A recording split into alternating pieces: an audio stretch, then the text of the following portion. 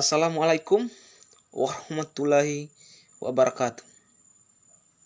Perkenalkan, nama saya Puslin, NIM C1E1 19052, jurusan Ilmu Politik, Fakultas Ilmu Sosial dan Ilmu Politik. Terkait video ini, saya akan menjelaskan 4 hal. Yang pertama, coronavirus. Coronavirus berasal dari negara Cina. Dan cara penularannya yaitu dengan melalui udara, jabat tangan,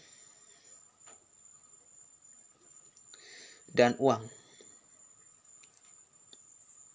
Yang kedua, social distancing, yaitu kita harus jaga jarak minimal 1 meter kepada orang lain. Yang ketiga, lockdown.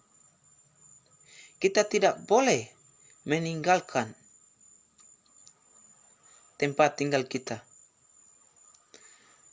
Yang keempat, stay at home. Semoga wabah corona segera berakhir. Terima kasih.